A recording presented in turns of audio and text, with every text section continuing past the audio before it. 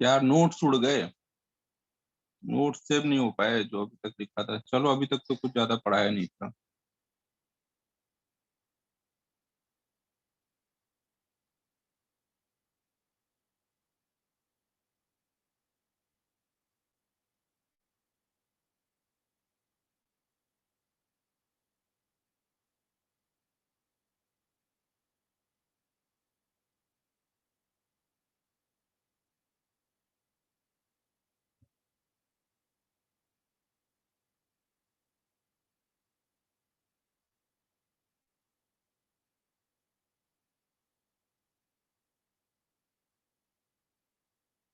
उड़ गए मतलब सेव नहीं हुए, जो अभी तक पढ़ाया था वो वाला।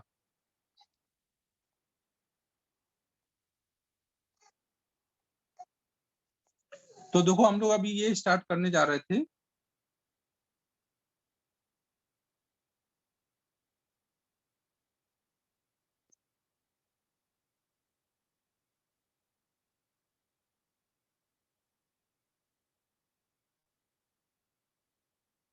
तो हम लोग अब ये स्टार्ट कर रहे थे कि E dot D A equal to होगा net charge enclosed by epsilon naught. तो जब हमें चार्ज दिया होगा और इलेक्ट्रिक फील्ड निकालना होगा ना, हमें अगर चार्ज दिया है और इलेक्ट्रिक फील्ड निकालना है, तो ये देखो गॉस थ्योरम तो हर जगह वैलिड है, लेकिन इसको लगा करके अगर आपको ई निकालना है तो वो आप हर जगह नहीं निकाल पाओगे। यहाँ पर ई निकालने के लिए सिमेट्री अगर होगी तभी आप ये यूज कर पाओगे ई निकालने के लिए। गॉस थ्योरम वैलिड हर जगह है, लेकिन उसको यूज करके क्या आप ई निकाल पाओगे? तो वो वहीं पर निकाल पाओगे जहां पर सिमेट्री होगी ना। तो ये आपको ध्यान रखना है कि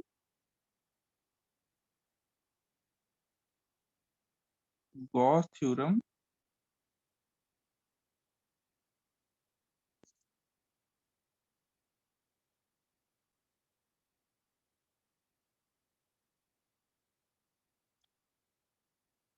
हर जगह वैलिड है, लेकिन हम इसको यूज करके ई कहाँ निकाल निकाल पाएंगे? जहां पे सिमेट्री होगी।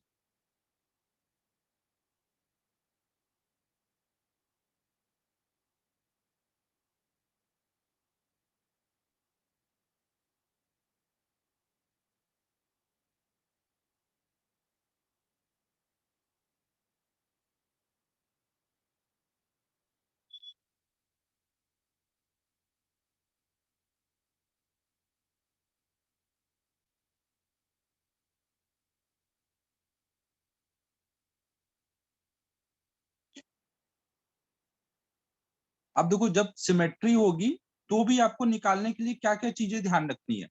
यहाँ पे आपको ई को निकालना है, तो ई यहाँ पे दो बंधनों में बंधा हुआ है। कौन कौन से दो बंधन है? एक तो उसका डीए के साथ डॉट प्रोडक्ट है ना, एक तो उसका डीए के साथ डॉट प्रोडक्ट है। तो जब तक डॉट प्रोडक्ट से बाहर नहीं आएगा तब तक ई नहीं निकल पाएगा। तो आपको हमेशा ई डॉट डीए लेने के टाइम पे, जब आप यहाँ पे गॉस थ्योरम लगा रहे होगे, तो हमेशा डीए को आप ऐसे लो सो दैट कि ई डॉट डीए ई डीए बन जाए ना। यहाँ पर ई जो है वो बंधनों से बंधा हुआ है, उसको हमें मुक्त करना है बंधनों से। तुम कैसे मुक्त कर पाएंगे? ई डॉट डीए जब ई डीए बन जाए तब आप डॉट प्रोडक्ट के बंधन से मुक्त हो पाएगा। फिर अगर ई हर पॉइंट पे सेम होगा तो हम उसको बाहर निकाल देंगे और अंदर केवल डीए का इंटीग्रेशन करके इधर ले आएंगे, तो उससे ई आ जाएगा। समझ आ रहा है? तो आपको इसको दो बंधनों से मुक्त कराना है, एक तो डॉट प्रोडक्ट के बंधन से, और ई को बाहर निकाल पाओ, मतलब ई हर जगह कांस्टेंट होना चाहिए। तो जब भी आप ये गॉस थ्योरम अप्लाई करके सॉरी ई निकाल रहे होगे, तो आपको क्या ध्यान रखना है हमेशा? ई और डीए, डीए वेक्टर ना, ई और डीए वेक्टर पैरेलल होने चाहिए, मतलब डीए के प्लेन के ई परपेंडिकुलर होना चाहिए, सो दैट कि आप उसको ई डॉट डीए को ई डीए लिख सको ना। तो एक तो ये बंधन है, इससे मुक्त करना रहेगा। दूसरा, जब आपको ऐसे लिखा हुआ है E dot DA equal to, यहाँ पे आप फ्लक्स कैलकुलेट करोगे चार्ज की वजह से, तो अगर आपने इसको ईडीए लिख दिया है,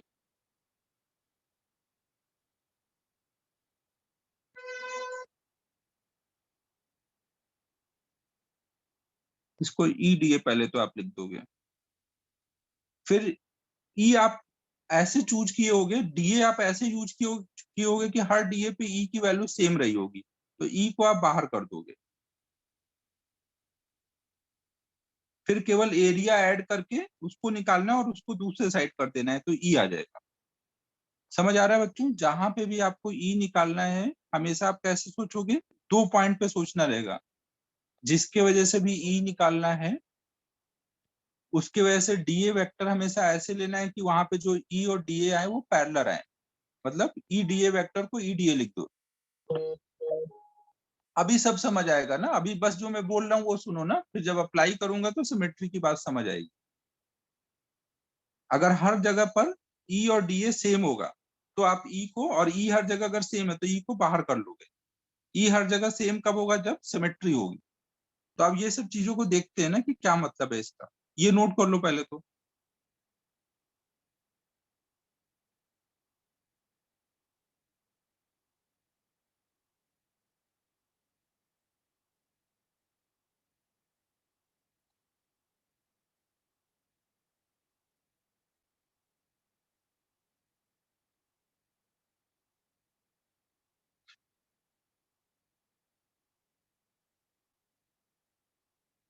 हाँ, अगर आपको गॉस थ्योरम का आपको अप्लाई करके ई निकालना है तो आपको ऐसे डीए लेने पड़ेंगे सो दैट कि उसके हर डीए पे ई की वैल्यू फिक्स हो, ई का मैग्नीट्यूड, तभी आप ई निकाल पाओगे ना।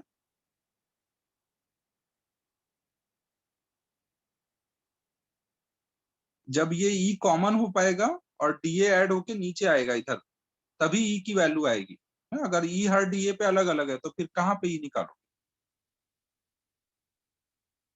फिर ये ई कॉमन नहीं होगा ना।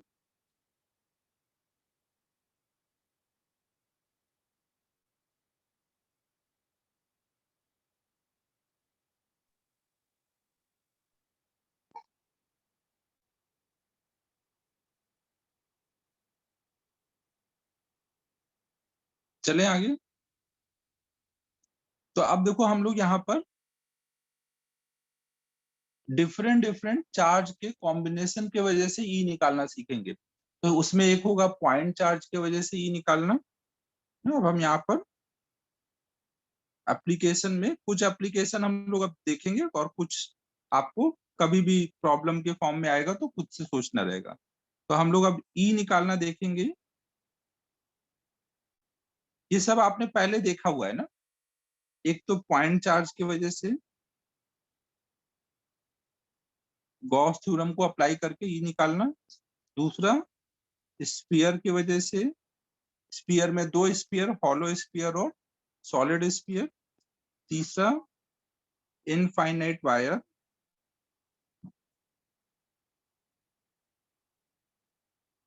फिर चौथा, इनफाइनाइट शीट।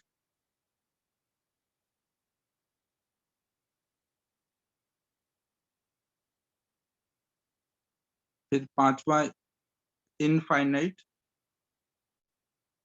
सिलेंडर।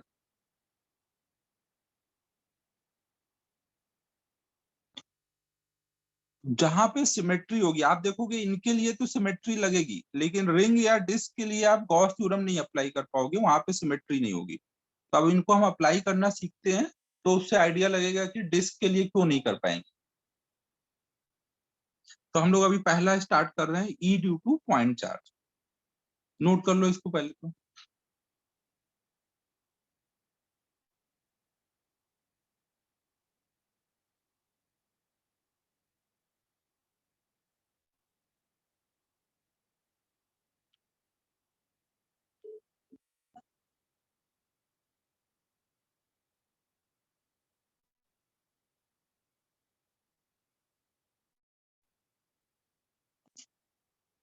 ठीक है, हो गया नोट ना सभी का? नहीं नहीं, आज नहीं खत्म होगा यार।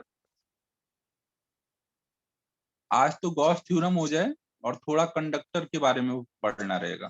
कल तक देखो खत्म हो जाना चाहिए।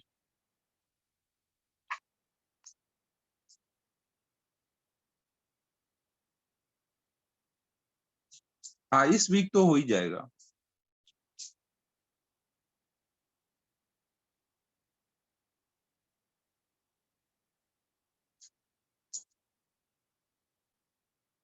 तो हम लोग अब देखो नेक्स्ट स्टार्ट कर रहे हैं, electric field due to point charge. तो मान लेते हैं कि हमने एक पॉइंट चार्ज दिया हुआ है यहाँ पर, ना यहाँ पे हमने एक पॉइंट चार्ज दिया है और इसके वजह से हमें आर डिस्टेंस पे इलेक्ट्रिक फील्ड निकालना है। तो अगर हम लोग यहाँ पर एक ऐसा गॉसियन सरफेस इमेजिन करें, आर रेडियस का स्फेरिकल गॉसियन सरफेस इमेजिन करें, तो क्या गॉसियन सरफेस के हर पॉइंट पे ई और डी ए जो लेंगे वो एक ही डायरेक्शन में होंगे? ई और डी ए, एक छोटा सा एरिया ले तो ई डी ए क्या एक ही डायरेक्शन में होंगे? तो दो बंधन थे ना, पहला बंधन यही रहता था कि ई और डी ए एक ही डायरेक्शन में होंगे, तो पहले डॉट प्रोडक्ट वाले बंधन से वो मुक्त हो जाएगा। फिर दूसरा है कि क्या हर पॉइंट पे ई की वैल्यू सेम होगी, मैग्नीट्यूड क्या सेम होगी? अगर आप क्यू चार्ज से आर डिस्टेंस पे हर जगह जा रहे हैं, ये गॉसियन सरफेस है ना, और चार्ज यहाँ पे रखा है, इसकी वजह से आर डिस्टेंस पे हमें ई निकालना है, तो हर पॉइंट पे ई भी सेम होगा। समझो, अब चारों तरफ सिमेट्री है, एक पॉइंट चार्ज के चारों तरफ स्फेरिकल सरफेस पे आप सिमेट्री बोल सकते हो ना, हर जगह ई सेम है। तो आप यहाँ पे सोच सकते हो कि अगर मैं लगाऊं जैसे कि इंटीग्रल ई डॉट डी ए बराबर चार्ज इनक्लोज, चार्ज कितना है इस गॉसियन सरफेस के अंदर, कितना चार्ज है इस गॉसियन सरफेस के अंदर? एक यही क्यू चार्ज है ना, तो ये Q charge by epsilon not कर देंगे, क्यू बाय एप्सिलॉन नॉट। फिर हमने हर जगह डीए ऐसे लिया है कि ई डीए वहां पर, यहाँ पे ई डीए हर जगह एक ही डायरेक्शन में है, तो यहाँ पे ये हो जाएगा ई डॉट डीए, ई डीए बन जाएगा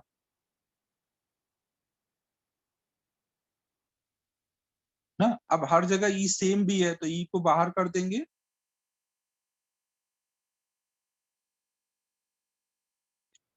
ई बाहर हो गया। अब डीए डीए, अब अगर हम, हाँ कल्पेश तुम्हें भी बनाना है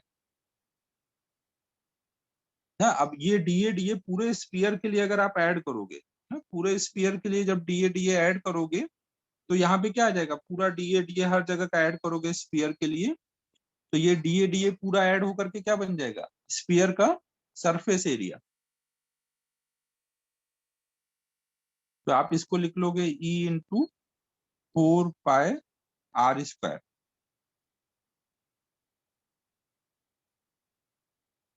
तो इससे ई इक्वल टू आ जाएगा क्यू अपॉन में 4 pi epsilon naught into R square. 1/4 pi epsilon naught को हम लोग के लिख देंगे, तो ई इक्वल टू आ जाएगा के क्यू बाई आर स्क्वायर।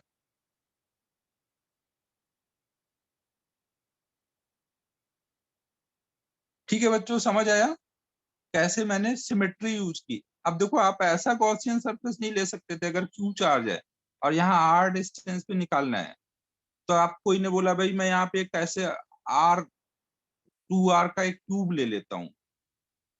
अगर 2 आर का क्यूब लूंगा तो हर जगह क्या ई परपेंडिकुलर आएगा, इधर ई ऐसे जा रहा होगा, यहाँ एक छोटा सा डीए एरिया लूंगा तो उस पे जो ई होगा वो अलग डायरेक्शन में जा रहा होगा। तो यहाँ पे अब ये सॉल्व ही नहीं कर पाओगे इसको, कॉस थीटा हर जगह अलग अलग है, कैसे सॉल्व करोगे ई डॉट डीए को? लेकिन अगर आप वहां पर एक गॉसियन सरफेस लेते हो, स्फेरिकल गॉसियन सरफेस लेते हो, तो उसके लिए हर पॉइंट पे ई डॉट डीए अप्लाई कर पाओगे, सिमेट्री होगी ना। तो सिमेट्री का सेंस समझ लो, अगर आप ऐसा गॉसियन सरफेस लोगे तो सिमेट्री नहीं लगा पाओगे ना, यहाँ पे सिमेट्री बन रही है, हर तरफ से सेम चीज हो रही।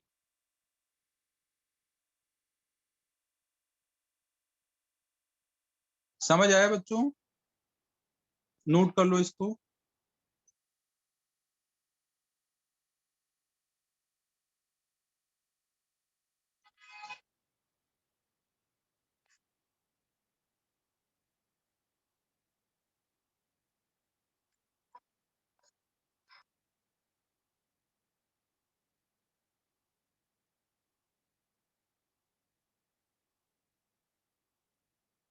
हाँ वही जो बोला हुआ है मैंने वही लिखा है, आप लिखना और लिख लो, छोड़ भी सकते हो, समझ तो गई हो ना।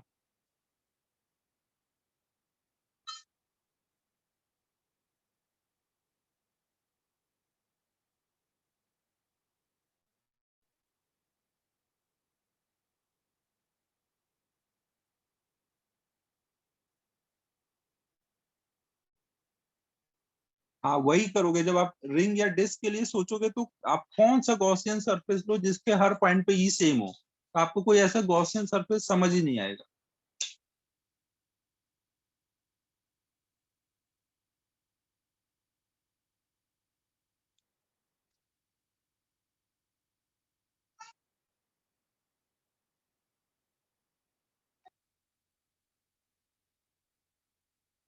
तो हमने देखो अभी पहला वाला कर दिया, electric field due to point charge.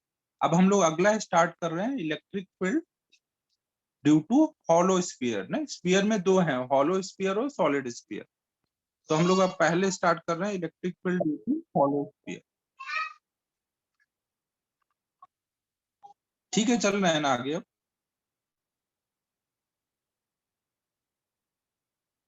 Electric field due to charge spherical shell, shell मतलब वही अपना हॉलो स्फीयर होगा।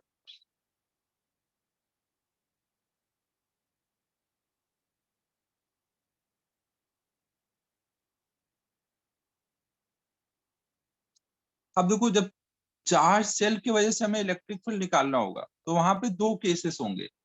एक, जब स्फेरिकल सेल के बाहर आप इलेक्ट्रिक फील्ड निकाल रहे हो, और दूसरा जब वो अंदर होगा। तो हम लोग अभी पहला केस देख रहे हैं जब चार्ज स्फेरिकल सेल के बाहर है वो पॉइंट ना, जब point is outside the shell ना। मान लो यहाँ पर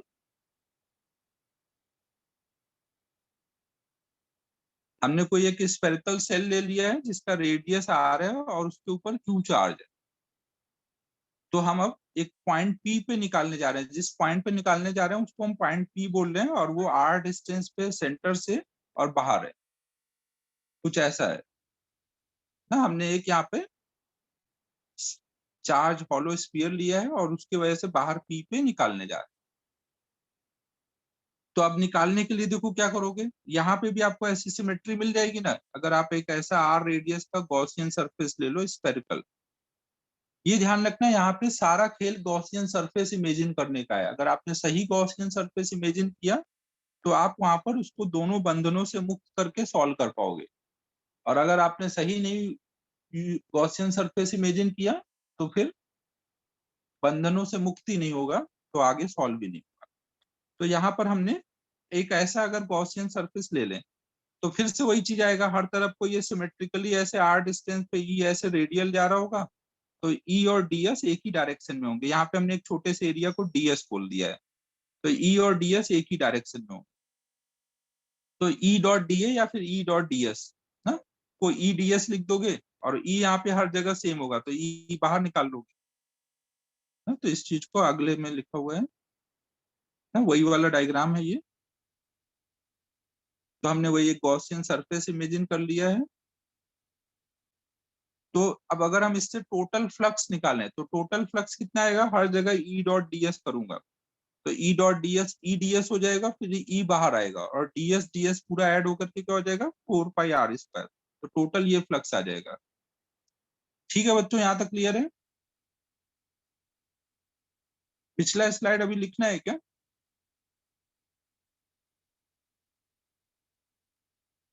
ये नोट कर लो जल्दी।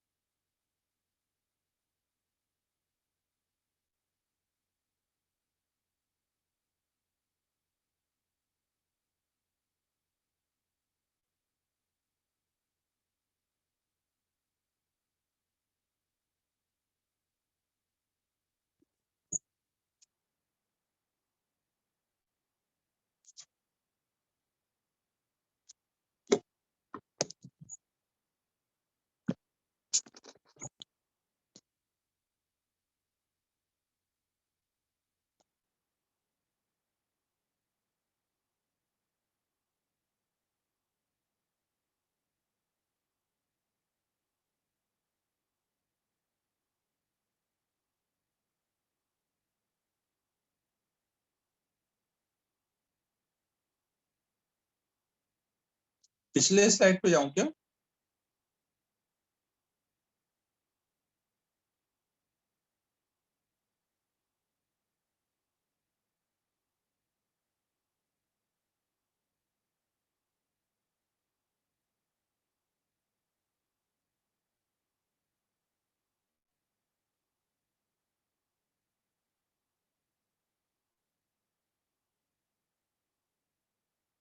इसमें जो लिखा है सब नोट करना है, ये हेडिंग नोट करना है, नीचे ये नोट करना है, ये नोट करना है, ये डायग्राम बनाना है। अबे चवन, कैसी बातें कर रहे थे?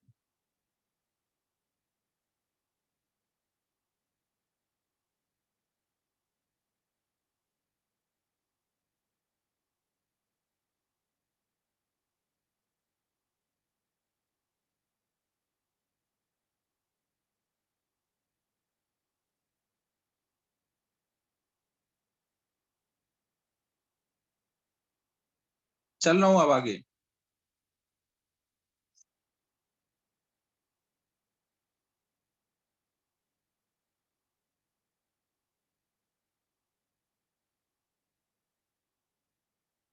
अब देखो, हमें ये पता है कि जो टोटल फ्लक्स होगा वो बराबर किसका होगा? यार लिखते चलो, ये कई बार बीच में गड़बड़ हो जा रहा है, बंद हो गया तो सेव नहीं होगा, तो फिर मैं क्या करूंगा? फिर वीडियो देख देख के लिखना, और क्या करोगे? फिर वीडियो यूज करना पड़ेगा तुम्हें। एक्चुअल में मुझे जगह जगह लिखना भी है ना, केवल पीपीटी से काम नहीं चलेगा। लिखते चलो वही बेस्ट है। पीपीटी में सब कुछ लिखा। यार भेज तो दूंगा ही, अब देखो कुछ गड़बड़ ना हो बस।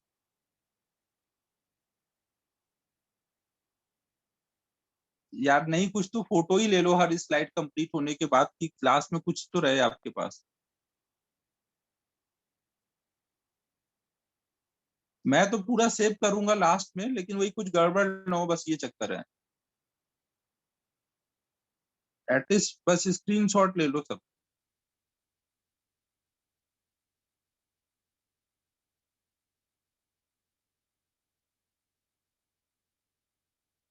स्क्रीनशॉट ले लो या फोटो ले लो, जैसे भी कर लो। चल रहा हूँ आगे अब।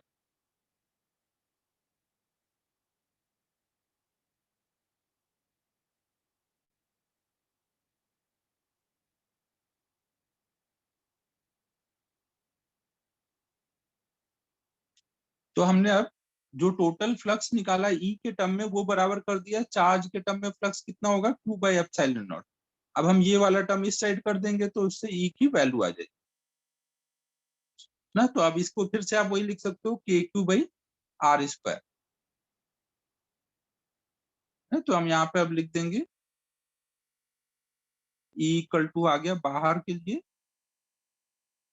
KQ/R²। ना बाहर वो हमें पता है यही होगा ना, जब R की value greater than equal to radius. Surface तक के लिए हम लोग ये लगा सकते हैं। ठीक है बच्चों, अब जो भी लिखना है स्क्रीनशॉट लेना है, जल्दी करो, फिर अगले स्लाइड में चलें।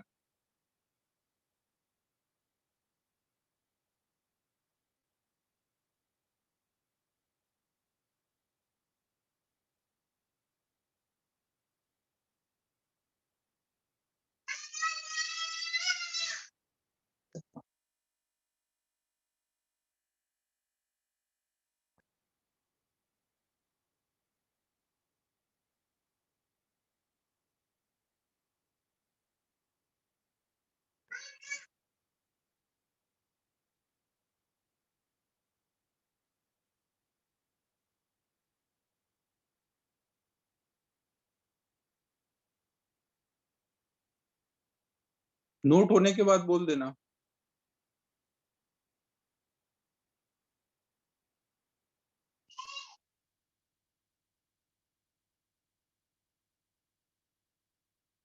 तो अब देखो, हमने अभी बाहर के लिए निकाल लिया ना, अब हम लोग सेकेंड केस देख रहे हैं, जब हमारा पॉइंट पी अंदर के साइड में है ना।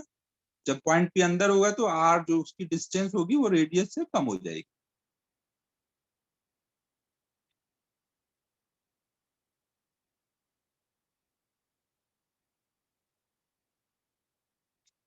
ना। तो इस बार जब हम गॉसियन सरफेस देंगे आर रेडियस का, तो वो क्या होगा, अंदर के साइड होगा ना। जब अंदर के साइड होगा तो वहां पे कोई चार्ज इनक्लोज नहीं होगा। तो अब इस चीज को यहाँ पे देखते हैं। हमने ये एक स्फीयर लिया हुआ है और पॉइंट जो है वो अंदर है, तो अंदर है, तो अंदर हमने ये गॉसियन सरफेस बनाया ना, डॉटेड लाइन गॉसियन सरफेस, और ये चार्ज स्पेरिकल सेल। तो अब इस चार्ज सब बाहर आ जाएगा ना। अब इसके अंदर कोई चार्ज इनक्लोज नहीं आया है, does not enclose any charge. ये गॉसियन सरफेस है।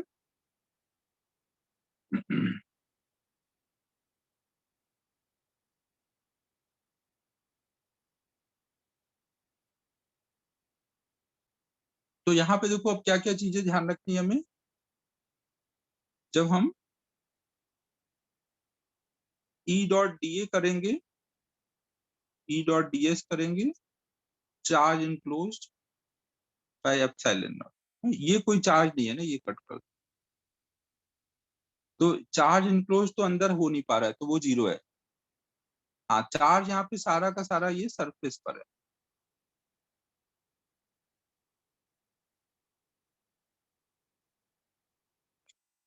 तो ई डॉट डी एस, फिर यहाँ पे हर पॉइंट पे आप जब छोटा सा एक डी एस लोगे, तो हर पॉइंट पे आपको मान, सिमेट्री से अगर ई होगा तो रेडियल ही हो सकता है, तो ई डी एस हो जाएगा। फिर डी एस ऐड होकर के 4 पाई r² हो जाएगा। अब या तो ई जीरो है या फिर ये जीरो है। अब ये तो जीरो है नहीं, सरफेस एरिया है, तो इसका मतलब ई जीरो है। हाँ, अंदर ई जीरो है, अंदर ई जीरो है। Field inside spherical shell zero होगा, वो अपन को पहले से ही पता है। नोट कर लो इसको।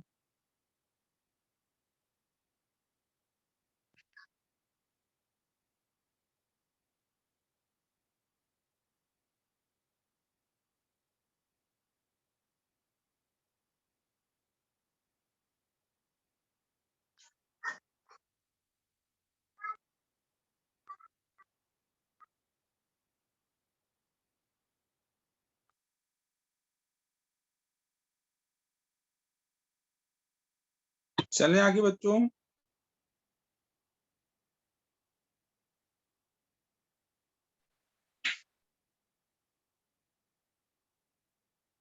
अरे 5 मिनट टाइम नहीं है यार, 1 मिनट में लिखो जल्दी, नहीं तो फोटो लो।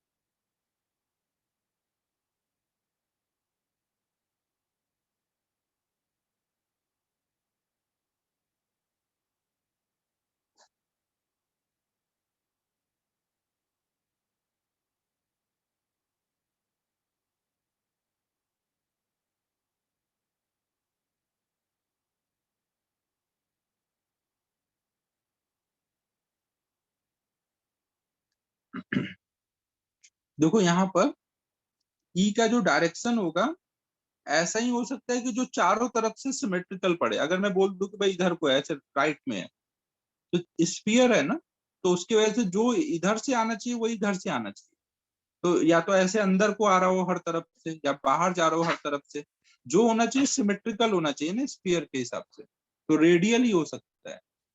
नहीं, ये रेडियल ही होगा, तभी स्फीयर के हर तरफ से देखोगे तो सिमेट्री होगी ना। चार्ज हर तरफ है तो उसका इफेक्ट भी हर तरफ से सेम टाइप ही आ रहा होगा ना।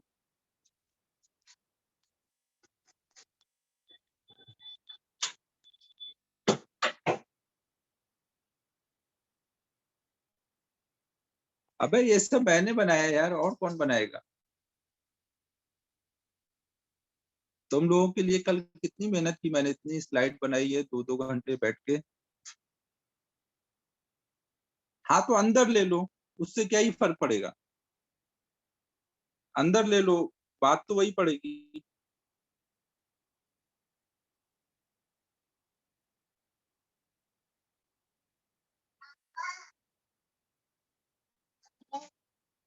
हो गया नोट बच्चों, आगे चले। यहाँ पे वो लिखा हुआ था, मैंने ऊपर लिख दिया ना, वही E × 4 πr² = Q।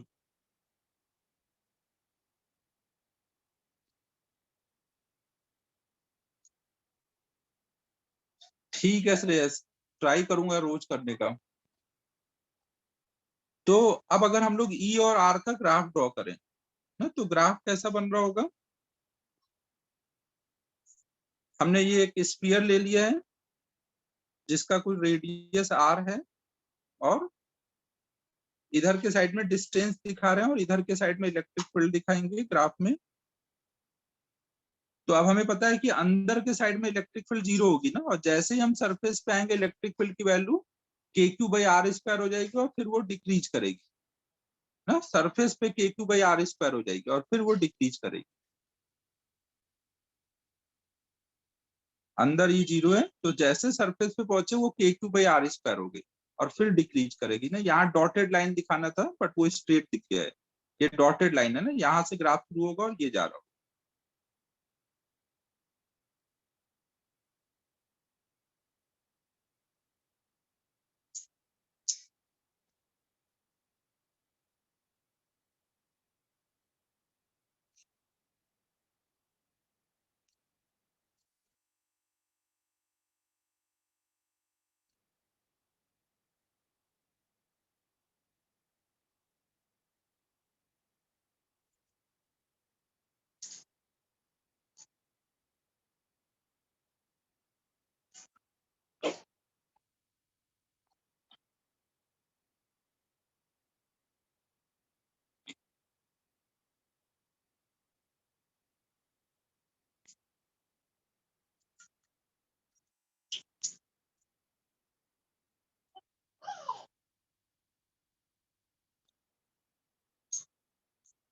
ठीक है बच्चों, समझ आ रहा है ना क्या बोल रहा हूँ?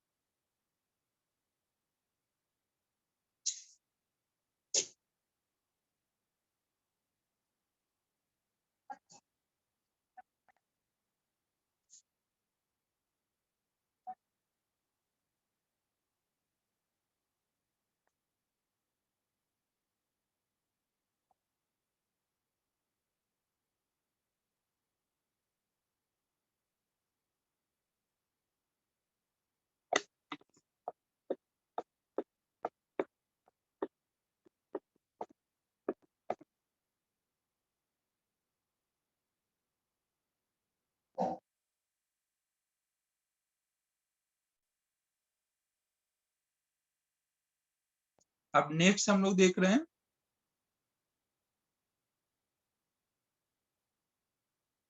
ग्राफ में, देख कितना है भाई कि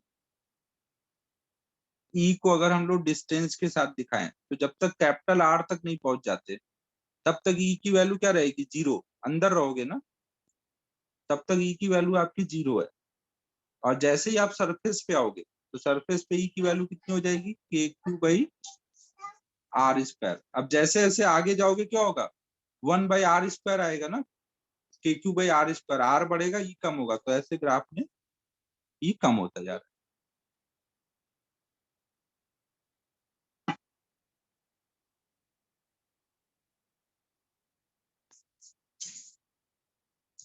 हाँ, ये सब हमने ग्रेविटेशन में एक बार किया हुआ है ना, वही चीज है बस। और अच्छा हाँ, ग्रेविटेशन के अभी ई का भी ग्राफ तो पीछे बनाया ही था ना यार, यहाँ दोबारा तो ग्राफ बनाने की जरूरत भी नहीं थी, ये सब तो एक बार हो ही चुका है। और ये कल्पेश उसको भी बोल रहा है रिपीट करने को, हद है यार। कल्पेश क्या कर रहे हो? फिर तो अब नेक्स्ट हम लोग देख रहे हैं E due to solid sphere. तो देखो ई ड्यू टू सॉलिड स्फीयर में वैसे ही करेंगे हम लोग। दो केस मान लो हमारे पास एक ऐसे स्फीयर है जिसमें चार्ज अंदर भरा हुआ है, सॉलिड है ना, टोटल इसमें मान लो क्यू चार्ज है और इसका रेडियस कुछ आर है। तो अगर हम पहला केस देखें, जब जहां पे निकाल रहे हैं वो बाहर है, मान लो हम यहाँ पे कहीं निकाल रहे हैं आर डिस्टेंस पर, तो अब आर डिस्टेंस पे निकालना होगा तो हमें कैसा गॉसियन सरफेस चलना चाहिए?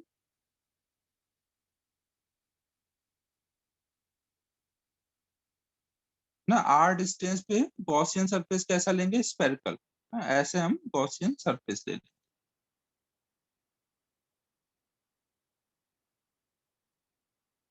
तो इसके हर पॉइंट पे जब हम छोटा सा एक डीए लेंगे तो ई डॉट डीए एक ही डायरेक्शन में आएंगे।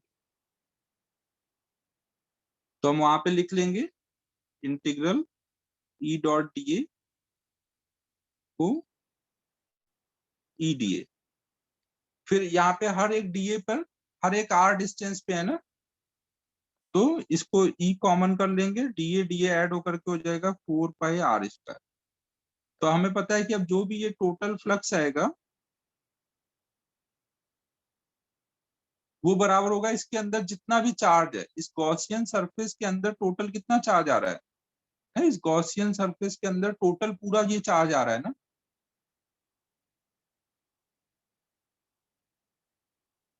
तो total charge by epsilon not. अब 4 पाई r² इधर कर देंगे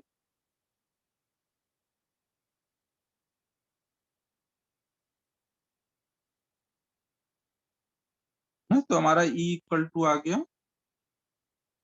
KQ/r²। मतलब बाहर के लिए जो अपन ने देखा था वो हम ऐसे गॉसियन थ्योरम का, गॉस थ्योरम का यूज करके निकाल सकते हैं।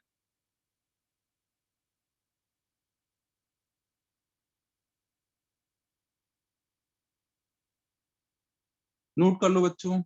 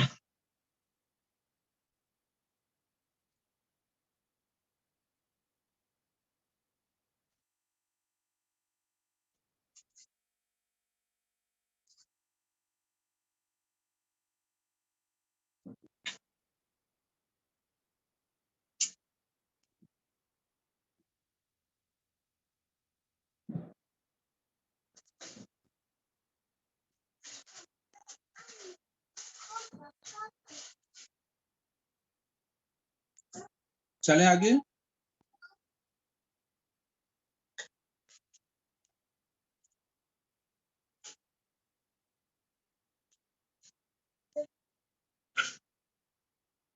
अब देखो नेक्स्ट हमें अभी इसके अंदर देखना है ना, तो इसके अंदर के लिए मैं इधर ही लिख देता हूँ ना,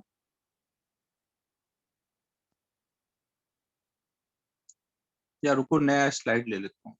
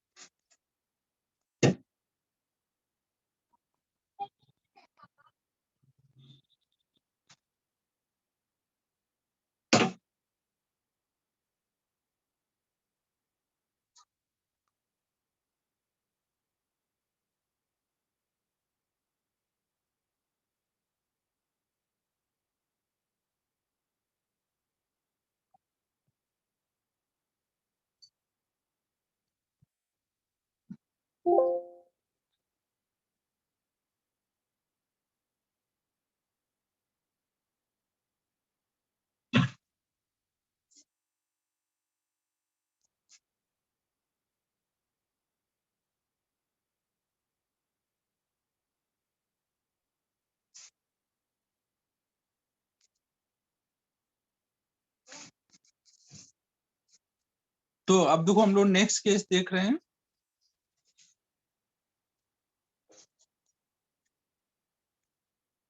जब आर की वैल्यू अंदर होगी सॉलिड स्फीयर के, तो हमने मान लिया कि ये सॉलिड स्फीयर है जिसके अंदर चार्ज भरा हुआ है, इसका रेडियस कुछ कैपिटल आर है और चार्ज कुछ इसमें कैपिटल क्यू भरा हुआ है। तो अब इसके वजह से हमें इसके अंदर आर डिस्टेंस पर, सेंटर से आर डिस्टेंस पर ई निकालना है। तो अब गॉसियन सरफेस कैसा ले यहाँ पर,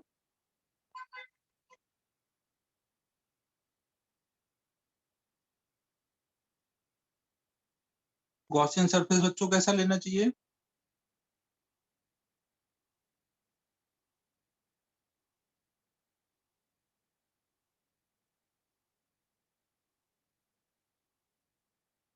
हेलो, स्फेरिकल ही लेंगे ना, तो हम ऐसा एक गॉसियन सरफेस ले लें ना।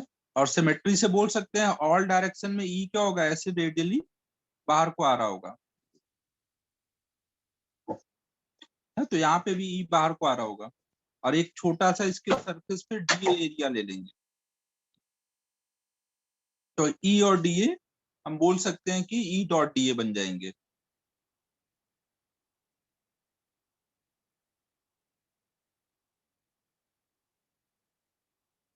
फिर ई यहाँ पे हर एक डीए पे आप निकालोगे तो ई सिमेट्रिकल, सिमेट्री से हर जगह आर डिस्टेंस पे सेम होगा ना। सिमेट्री का मतलब आप समझ गए हो ना। हाँ, हर तरफ से तीनों डायरेक्शन से सिमेट्री होनी चाहिए। ई बाहर आ जाएगा, डीए फिर ऐड होकर के थ्री डी में चल रहा है ना ये।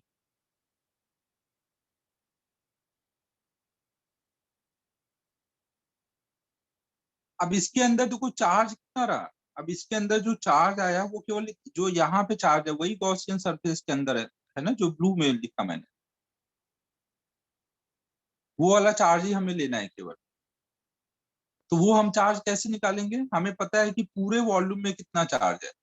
पूरे आर रेडियस में कैपिटल क्यू चार्ज है, तो हम केवल स्मॉल आर रेडियस के वॉल्यूम में कितना चार्ज आएगा वो निकाल लेंगे ना, कि इतने वॉल्यूम में इतना चार्ज है तो इतने वॉल्यूम में कितना आएगा ना। हम लोग ऐसे लिख लेंगे कि 4/3 पाई आर क्यूब, इतने वॉल्यूम में क्यू चार्ज है, तो यूनिट वॉल्यूम में कितना आ जाएगा, क्यू अपॉन में 4/3 पाई आर क्यूब। मतलब हम चार्ज डेंसिटी निकाल लिए, वॉल्यूम चार्ज डेंसिटी। तो अब अगर आपको पूछा जाए कि 4/3 pi small R cube volume में कितना आएगा, तो आप इसमें मल्टीप्लाई कर दोगे।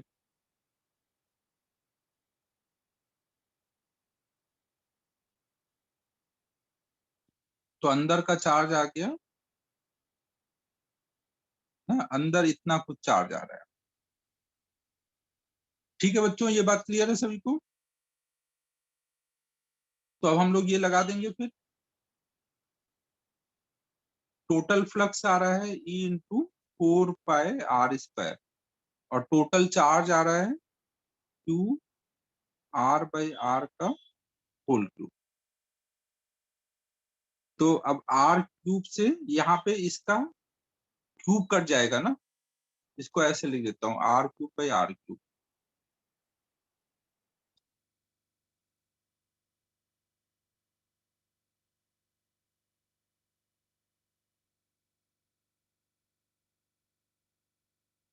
तो ये क्यूब कट जाएगा और नीचे 2/एप्सिलॉन नॉट होगा ना, एप्सिलॉन नॉट भी रहेगा।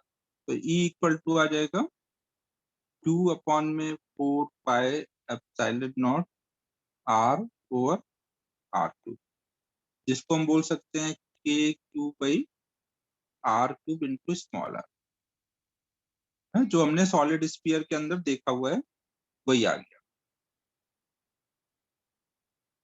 ठीक है बच्चों, देखो उस टाइम पे इन सब का हम लोगों ने डेरिवेशन नहीं किया था ना, बट अब आप आराम से सोच सकते हो। एक तो सेल थ्योरम से करते थे, तो अब इसको बिना सेल थ्योरम के डिराइव करके भी हम लोग देख ले रहे हैं। नोट कर लो इसको।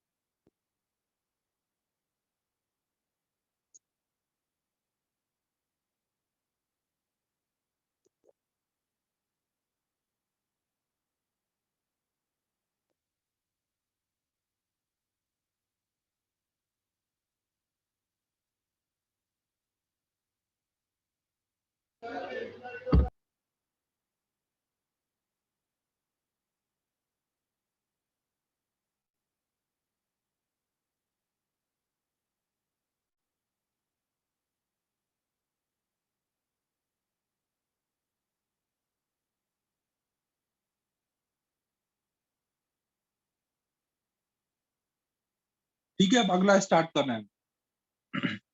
तो हमने देखो पॉइंट चार्ज की वजह से देख लिया, हॉलो स्फीयर की वजह से देख लिया, सॉलिड स्फीयर की वजह से देख लिया।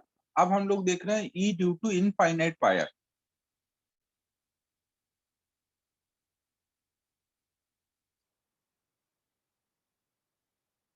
यहाँ तीन हो गए ना, ये चौथा देख रहे हैं अब, ना फोर्थ नंबर अभी है। तो अब देखो इसमें क्या है, कंसीडर कर लो एक इनफाइनाइट लॉन्ग स्ट्रेट वायर है जिसपे यूनिफॉर्म चार्ज डेंसिटी लैम्डा है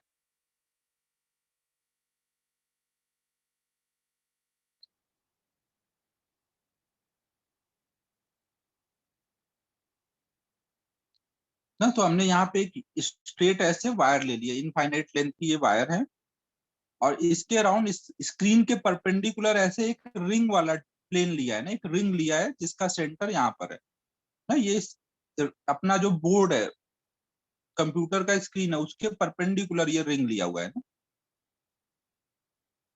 तो ये रिंग क्या होगा, कुछ ऐसा समझ लो ना इस डायग्राम में से, अगर आपको दिक्कत आ रही है, ऐसा कुछ इनफाइनाइट वायर है और ऐसा कुछ हमने एक रिंग लिया हुआ है ना जिसका सेंटर यहाँ पर है। तो अब क्या होगा, इस रिंग पे आप देखोगे तो कोई भी इस पे चार्ज लोगे, यहाँ पे चार्ज लो या यहाँ पे चार्ज लो, हर एक की वजह से जो इसके ऊपर ई आ रहा होगा ना, वो ऐसे जा रहा होगा, तो उसका केवल ये कंपोनेंट बचेगा। कुछ समझ आ रहा है बच्चों मैं क्या बोल रहा हूँ, हर एक जगह यही सेम चीज हो रही होगी।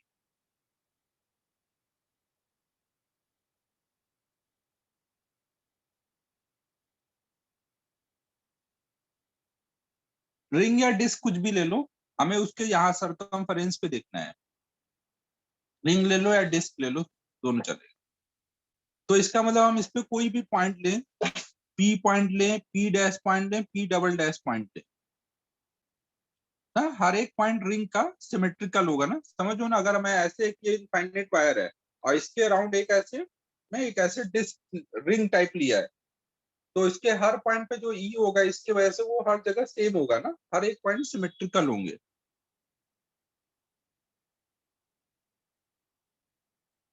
ना। तो यहाँ पे हम बोल सकते हैं कि वायर जो है क्या है, ऑब्वियसली एक एक्सिस ऑफ सिमेट्री है ना, इस डिस्क का या रिंग का ये एक्सिस ऑफ सिमेट्री है।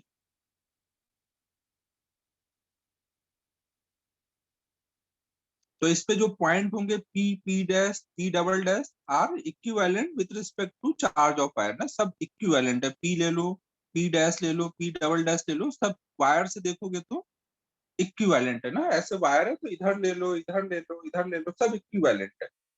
समझ आ रहा है।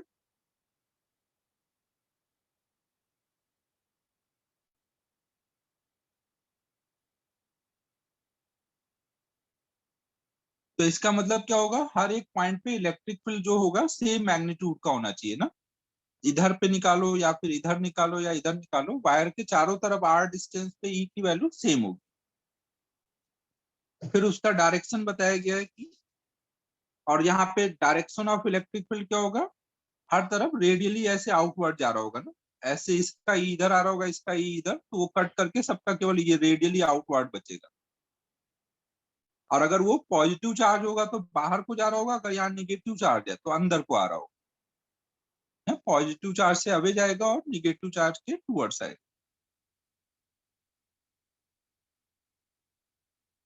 यहाँ पे ये हमने दो चार्ज ले लिए, एक ऊपर डी क्यू चार्ज P1 जिसको बोला है, एक नीचे डी क्यू चार्ज जिसको P2 बोला है। तो उसका इलेक्ट्रिक फील्ड ये दिखाया हुआ है ना, और उनको कट करके फिर इधर ये रेडियल हो गया इलेक्ट्रिक फील्ड।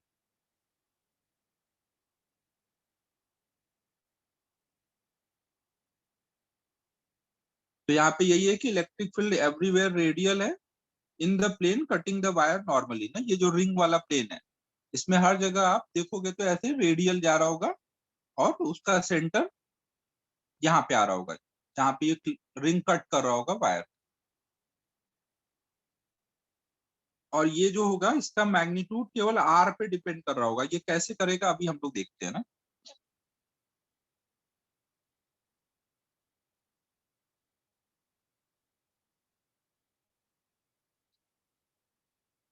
तो ये सब लिखने की जरूरत नहीं है ना, ये सब समझाने वाला पार्ट था। जो आगे लिखने वाला है वो अब लिख लेना ना, ये सब तो इतना तो तुम्हें भी पता ही है ना। अब लिखने वाला पार्ट इधर है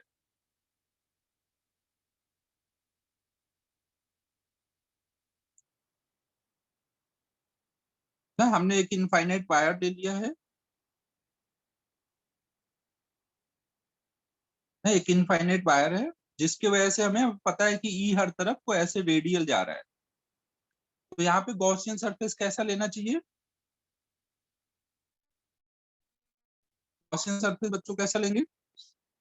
जो सिमेट्रिकल हो, जिसके हर पॉइंट पे ई की वैल्यू सेम हो। तो हम ऐसा सिलेंड्रिकल ले लेंगे। आर डिस्टेंस पे चाहिए तो आर रेडियस का एक ऐसे सिलेंड्रिकल गॉसियन सरफेस ले लेंगे ना। तो इसके हर पॉइंट पे ई क्या होगा? ये जो इसका कर्ड वाला पार्ट होगा, यहाँ से ऐसे बाहर को जा रहा होगा। तो यहाँ फ्लक्स किस पार्ट से आएगा? कर्ड पार्ट से आएगा या ये ऊपर वाले फ्लैट पार्ट से आएगा? इसकी लेंथ कुछ एल ले ली है ना, केवल कर्ड पार्ट से आएगा ना। और कर्ड पार्ट के हर पॉइंट पे ई क्या होगा? उसके परपेंडिकुलर जा रहा है। अगर परपेंडिकुलर ई जा रहा है तो सीधे ई इंटू सरफेस एरिया कर सकते हो ना। तो यहाँ पर तो यहाँ पे ये लिखा है कि since field is everywhere radial, flux to the two flat surface of the Gaussian surface is zero ना। ऊपर वाले फ्लैट सरफेस से फ्लक्स जीरो है।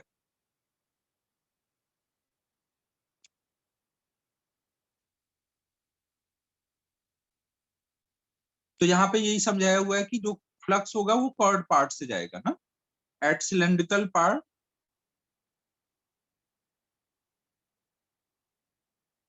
at the cylindrical part of the surface, E is normal to the surface at every point ना।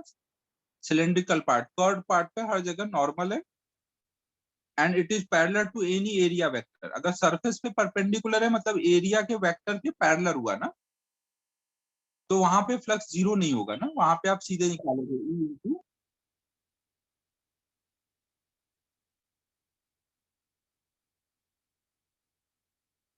ये सब जो अपन ने समझा हुआ है वही लिखा है कि ऊपर से फ्लक्स जीरो है, नीचे से फ्लक्स जीरो है, केवल फ्लक्स यहीं से जाएगा। ये सब मत लिखो ध्रुविल। ये जो क्लाउड बना के लिखा हुआ है ये लिखने वाला पार्ट नहीं है।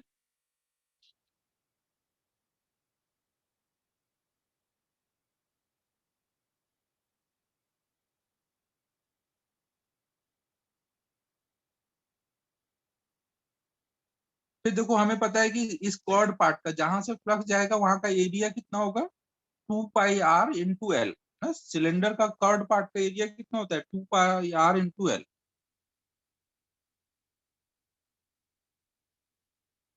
तो अब इतना पहले लिख लो ना, ये पार्ट लिख लो, फिर आगे अब डेरिवेशन है वो लिखना है ना।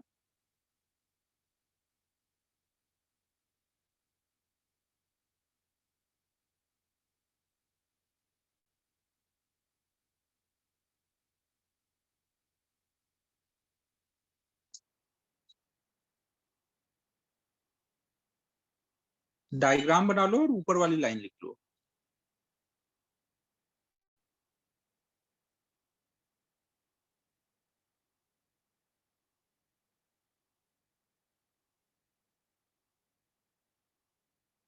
हाँ, वो पिछले स्लाइड का नहीं लिखना है ना। वो कुछ चीजें समझाने के लिए वो मैंने स्लाइड पे डाल दी हैं। नॉर्मली अपन जब लिख के समझाते हो तो ये डायग्राम बनाते हो, बाकी चीजें बोल देते हो, फिर डेरिवेशन लिखते हैं। तो जितना लिखना है आपको डेरिवेशन वाला पार्ट वही नोट करो। बाकी मैं पीपीटी डाल दूंगा बाद में, तो आपको अगर और लिखने का मन होगा तो लिख लेना।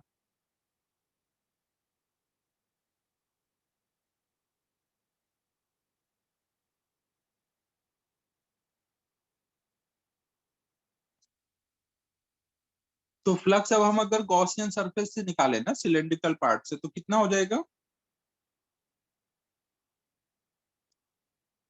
पूरे अगर हम गॉसियन सरफेस से फ्लक्स निकालें तो वहां फ्लक्स मतलब किससे फ्लक्स? जो सिलेंड्रिकल पार्ट है, कर्ड पार्ट है, वहीं से फ्लक्स जा रहा है। अब चवन यार बाद में लिख लेना, मुझे पढ़ा नहीं। तो फ्लक्स कर्ड पार्ट से कितना हो जाएगा? ई इंटू उसका सरफेस एरिया ना। हर जगह वो सरफेस के परपेंडिकुलर है। तो आप डायरेक्ट बोल सकते हो कि ई इंटू सरफेस एरिया, और ये बराबर किसके होना चाहिए, उस कर्व पार्ट से जो चार्ज इनक्लोज होगा। चार्ज इनक्लोज कितना आएगा, अगर एल लेंथ का सिलेंडर है तो लैम्डा इंटू एल लेंथ ही अंदर, अगर सिलेंडर की लेंथ एल है तो एल लेंथ का ही पार्ट अंदर है ना सिलेंडर के, तो लैम्डा इंटू एल ही चार्ज इंक्लोज आएगा ना, जहां लैम्डा वहां पे चार्ज पर यूनिट लेंथ है। ठीक है, बात समझ रहे हो मैं क्या बोल रहा हूँ। हमारा ऐसे इनफाइनाइट वायर है और आपने ऐसे गॉसियन सरफेस दिया है, तो अगर इसकी लेंथ एल है तो अंदर का एल लेंथ ही वायर का कट होगा ना अंदर, बाकी तो बाहर रहेगा ना। तो गॉसियन सरफेस के अंदर जो चार्ज आएगा वो केवल कितने वायर,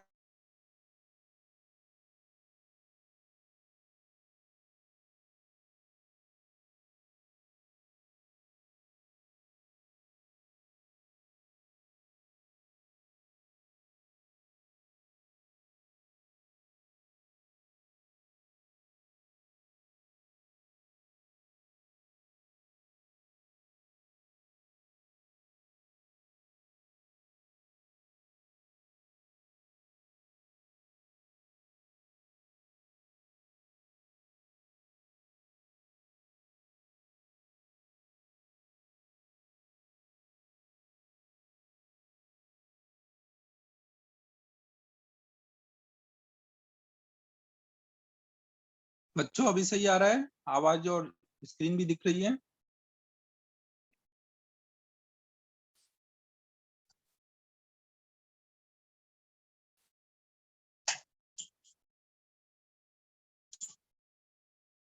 तो ये बात समझ आई।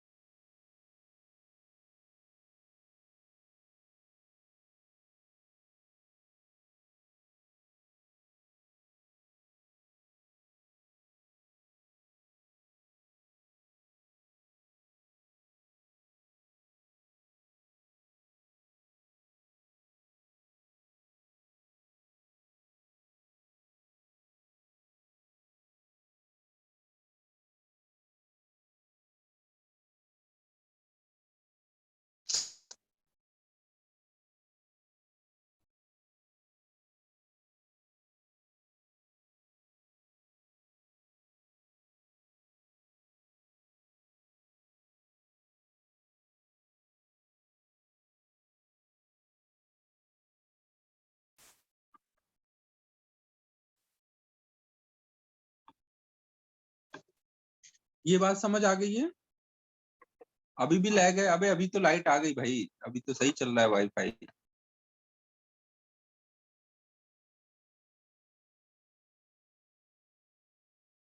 चवन अब कोई लास्ट स्लाइड नहीं है, ये स्लाइड नोट करो, पिछला वाला अब उससे लिख लेना पीपीटी से। मेरे को अब आगे पढ़ाने दो, लास्ट स्लाइड जाने में मुझे बहुत टाइम लगेगा फिर। अबे यार,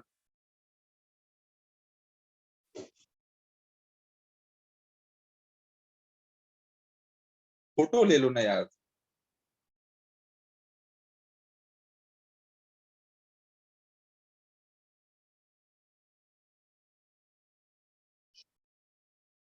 तो अब देखो हमने यहाँ तक कर लिया कि अंदर जो होगा चार्ज होगा लैम्डा इंटू एल। तो अब फ्लक्स निकाल लिया है इलेक्ट्रिक फील्ड के टर्म में, और चार्ज निकाल लिया, तो चार्ज बाय एप्सिलॉन नॉट कर देंगे तो फ्लक्स आ जाएगा, और इधर ई के टर्म में फ्लक्स लिख देंगे, दोनों इक्वेट कर देंगे। तो ई की वैल्यू ये आ जाएगी lambda upon 2 pi epsilon naught into R, है जिसको हम लोग क्या लिख सकते हैं, है इसको हम लोग लिख सकते हैं 1/4 pi epsilon naught 2 lambda by R ना। तो इसका मतलब हो जाएगा ये क्या हो जाएगा, तो ई की वैल्यू आ जाएगी 2 k लैम्डा बाई आर। यही आती थी ना ई की वैल्यू इनफाइनाइट वायर की वजह से।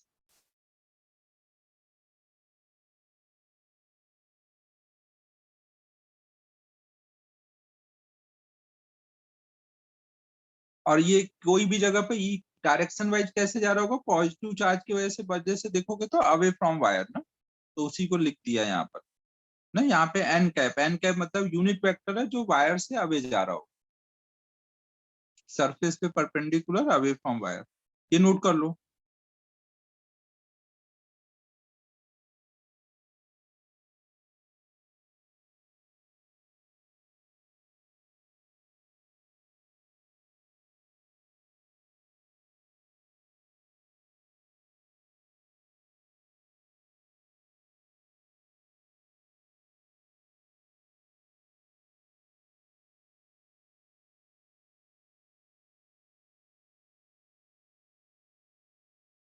एन कैप क्या है यहाँ पे, यूनिट वेक्टर है अवे फ्रॉम वायर। अगर लैम्डा पॉजिटिव होगा तो अवे फ्रॉम वायर जा रहा होगा, निगेटिव होगा तो माइनस एन कैप हो जाएगा, तो अपोजिट में हो जाएगा।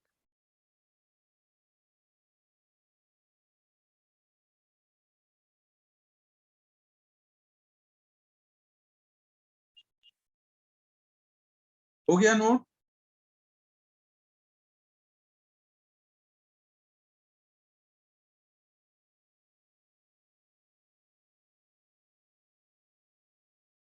अब डायरेक्शन में क्या समझाऊं, एक वायर होगा, इसके वजह से ई हर तरफ ऐसे रेडियली आउटवर्ड जा रहा होगा ना, अवे फ्रॉम वायर अगर ये प्लस है। और ये सब यार पहले ही हो चुका है, गॉसियन थ्योरम, तो बस ठीक है, उसी को फिर से सॉल्व कर रहे हैं। ये सब अपन पहले ही डिराइव कर चुके हैं, ये सब अब तो बस रिवीजन चल रहा है। उसमें भी तुम लोग डायरेक्शन वगैरह के डाउट करोगे। अगर आप इसको ऊपर से देखोगे, ऊपर से देखोगे तो आपको ये वायर का एक पॉइंट दिखेगा ना, और रेडियली आउटवर्ड हर तरफ को आपको ऐसे ई दिखेगा ना, तो आउटवर्ड, तो इसी डायरेक्शन को एन कैप से दिखाएंगे। ये टॉप व्यू का डायग्राम बनाया।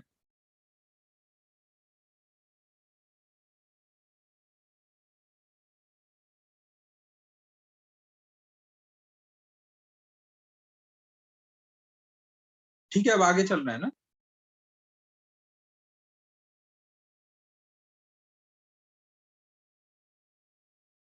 तो यहाँ पे वही लिख दिया है कि एन कैप क्या है। ये सब इतना लिखो नहीं ना, वो देख लो, डायग्राम बना लो, इससे हो जाएगा क्लियर। नहीं, ये पूरा लिखने मत लगो।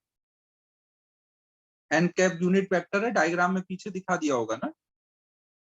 लैम्डा अगर प्लस में होगा तो ई आउटवर्ड जा रहा होगा, लैम्डा अगर माइनस में होगा तो ई अंदर को आ रहा होगा ना। वो ऑब्वियस है कि भाई अगर पॉजिटिव चार्ज होगा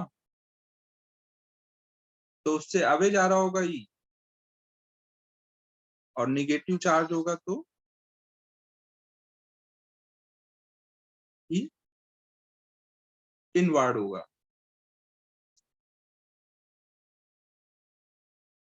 ना, ये लिखने की जरूरत नहीं है ना।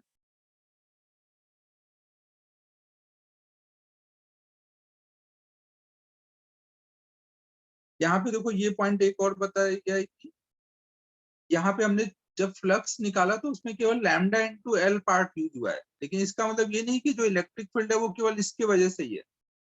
ये इलेक्ट्रिक फील्ड पूरे चार्ज की वजह से है ना, ध्यान रखना ना, ये मत सोचना कि केवल lambda into L part Gaussian theorem में यूज हुआ तो उसके वजह से ही ना। चार्ज वायर पे पड़ने वाले हर एक चार्ज की वजह से वो निकाला हुआ है। ये पॉइंट नोट कर लो ना, ये इंपॉर्टेंट पॉइंट।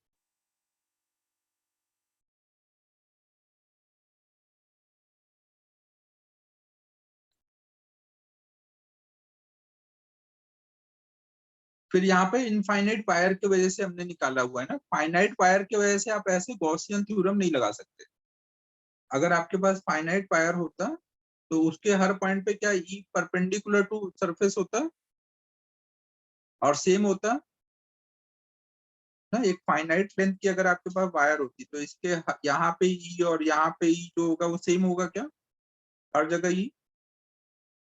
याद है ना, फाइनाइट वायर में अपन देखते थे, वो जिस जगह निकालना है उसको मिलाते थे, परपेंडिकुलर डालते थे, अल्फा बीटा निकालते थे, अलग अलग अल्फा बीटा पे ई की वैल्यू अलग अलग होती थी। तो ये जब गॉस थ्योरम लगा रहे हो तो वहां तो आपने हर जगह ई सेम लिया है, तो सेम कब ले पाओगे, जब आपने माना है कि वहाँ इनफाइनाइट वायर है। उसके बिना आप यहाँ पे गॉसियन थ्योरम लगा के ई को बाहर नहीं ले पाते। ई डॉट डी ए में ई को हम बाहर कर लेते हैं इंटीग्रेशन में, तो फाइनाइट के लिए नहीं हो सकता, इनफाइनाइट के लिए हो सकता है।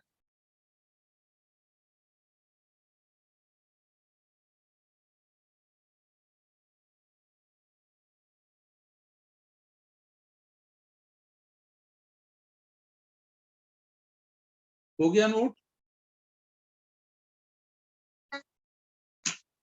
ये छोड़ सकते हो ना, ये सब तो शॉर्ट में लिख दो कि इनफाइनाइट वायर पे ही लगा सकते हैं, फाइनाइट वायर में नहीं। और ई यहाँ पर लैम्डा एल की वजह से यूज हुआ है, बट सबका है। स्क्रीनशॉट ही ले लो या तो। दराज गॉस थ्योरम खत्म हो जाना चाहिए, अभी भी बहुत पीछे चल रहा हूं मैं।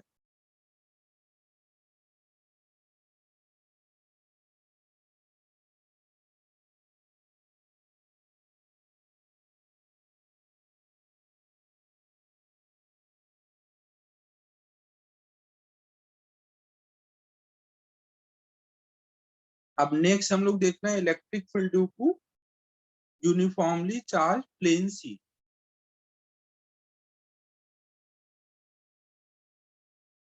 हाँ वही है यार, लिखने में बहुत ज्यादा टाइम है, और ये स्लाइड से पढ़ा रहा हूँ तो लिखना तुम लोग ज्यादा कर रहे हो। नेक्स्ट टाइम थोड़ा ये पॉइंट्स कम कर दूंगा जो लिखने वाले हैं, समझा दूंगा, हर पॉइंट लिखना जरूरी नहीं है। तो अब हम लोग देखो नेक्स्ट देख रहे हैं electric field due to uniformly charge plane sheet. ना मान लो आपके पास एक प्लेन शीट है ना, आपके पास मान लो एक प्लेन शीट है,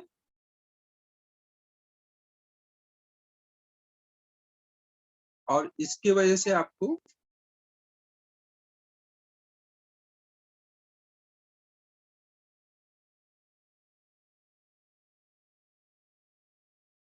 ना, ये इनफाइनाइट शीट है। अब इनफाइनाइट शीट तो बना नहीं सकते, ऐसे ही दिखाना पड़ेगा। एक कोई बहुत बड़ी शीट है, इसके वजह से हमें ई निकालना है, तो यहाँ पे कोई ऐसा गॉसियन सरफेस लेना चाहिए।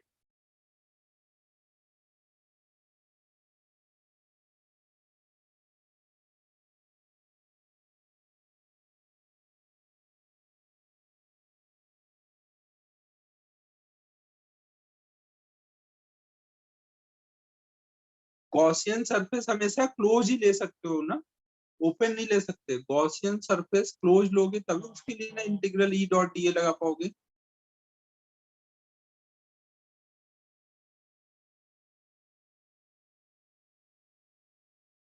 सिलेंड्रिकल ले सकते हो, वेरी गुड। आप यहाँ पे सिलेंड्रिकल गॉसियन सरफेस लोगे तो वो कुछ इस टाइप का होगा ना। अगर हमारे पास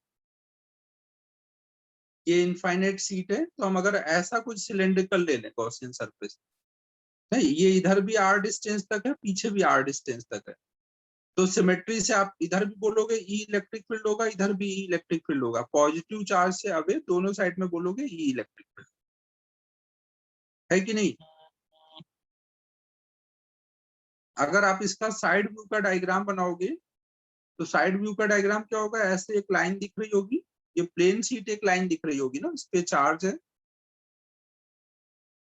और आपने ऐसा गॉसियन सरफेस ले रखा है, तो इसके वजह से ई क्या हो रहा होगा, यहाँ पे अवे ऐसे जा रहा होगा, दोनों साइड में अवे ना, वही दिखाया हुआ है। और यहाँ पे भी ये कितना पार्ट कट कर रहा होगा इसका, अगर ये ए एरिया है तो यहाँ पे भी सीट का ए एरिया कट करेगा। अगर मान लो charge per unit area surface charge density sigma है, तो मतलब हमारे गॉसियन सरफेस में कितना फ्लक्स आएगा चार्ज के टर्म में, अंदर कितना चार्ज इंक्लोज हो जाएगा। अगर charge per unit area sigma है और हमने इसका एक छोटा सा डी एरिया, ये ए एरिया लिया, ये मान लो क्रॉस सेक्शन एरिया, तो ए कट हुआ है, तो सिग्मा इंटू ए चार्ज इंक्लोज होगा ना।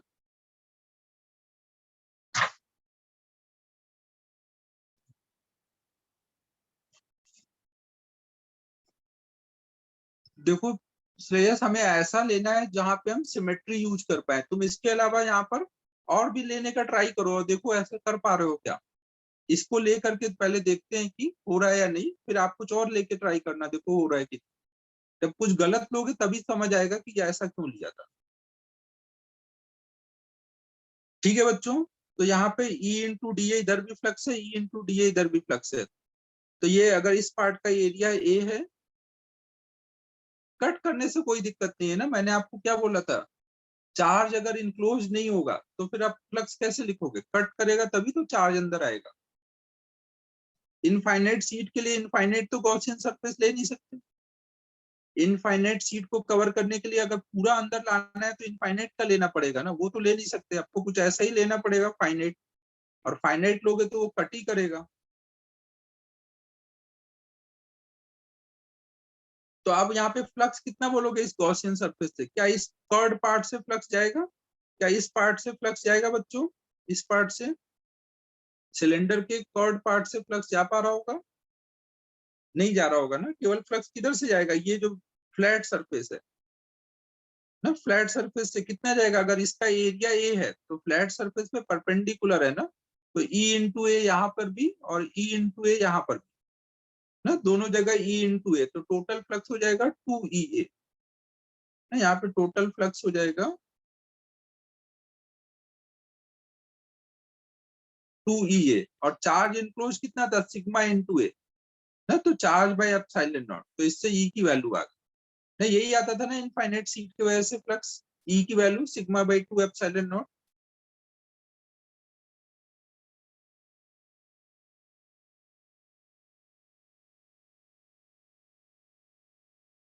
वेक्टर मतलब वही अवे फ्रॉम वायर है, ये यूनिट वेक्टर के टर्म में लिख दिया है।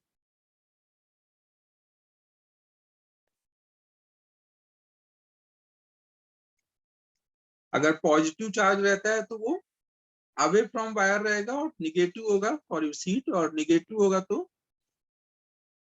अबे दो साइड का फ्लक्स है ना भाई। टोटल गॉसियन सरफेस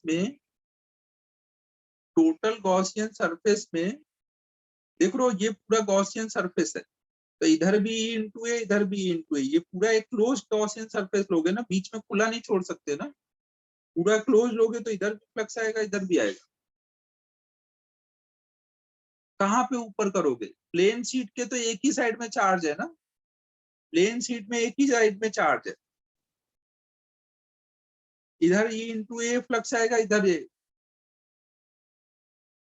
अरे यार ये शॉर्ट टर्म मेमोरी लॉस हो गया अब इसको। वायर में कहा से 2 का टर्म आ गया? वायर में मालिक ऐसे था ना यार, एक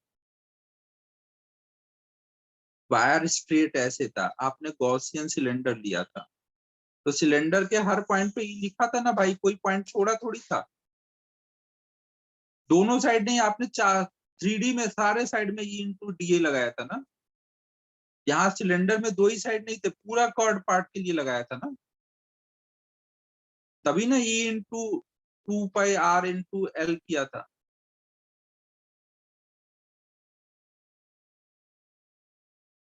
और इसमें क्या है? इसमें यहाँ से जा रहा है और यहाँ से जा रहा है। हाँ, वहां ऊपर और नीचे नहीं था, वहां कॉर्ड पार्ट से फ्लक्स था। ठीक है, तो ई इंटू ए बराबर यहाँ पे जो चार्ज इंक्लोज है sigma into A by epsilon.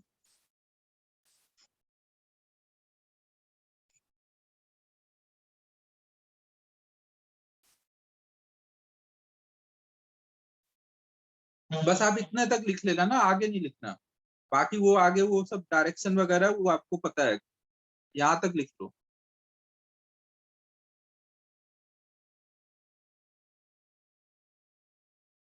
अभी दो और बचा है, हॉलो सिलेंडर और सॉलिड सिलेंडर। उसका पीछे अपन ने डेरिवेशन नहीं किया हुआ है, फॉर्मूला भी नहीं देखा है। बस ये 2 लाइन लिख लो ना, 2 लाइन ही लिखना है, 2 लाइन, वो भी छोटे छोटे लाइन है। ये 2 लाइन लिख लो, फिर अब इनफाइनाइट सिलेंडर का स्टार्ट करते हैं।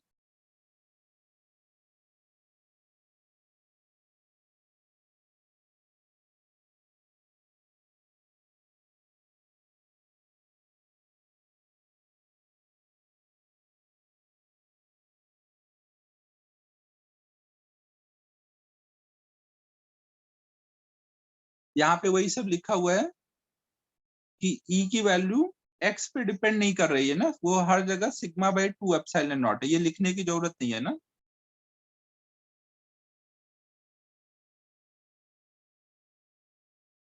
ये बस समझा दे रहा हूँ और बता दूंगा ना, जो लिखना है जो नहीं लिखना है वो बता दूंगा।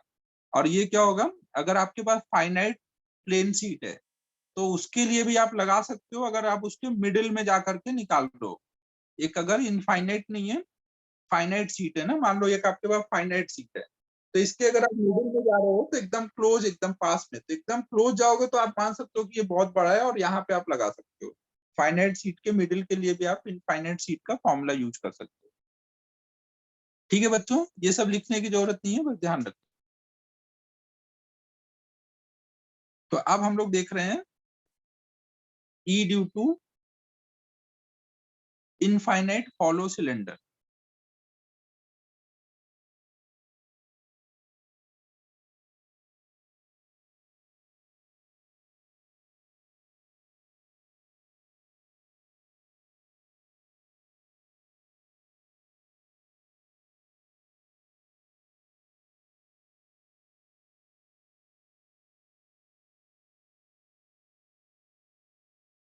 मान लो हमारे पास एक हॉलो सिलेंडर है जिसके सरफेस पे चार्ज है ना, हॉलो है तो सरफेस पे ही चार्ज होगा और ये इनफाइनाइट तक जा रहा है।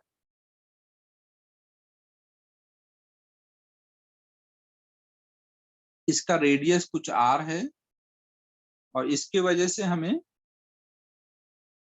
कुछ r डिस्टेंस पे, ये इसका एक्सिस है, सिलेंडर में कोई भी डिस्टेंस एक्सिस से लेंगे ना, तो r डिस्टेंस पर हमने कोई पॉइंट लिया हुआ है, r डिस्टेंस पे, वहां पे हमें e की वैल्यू निकालनी।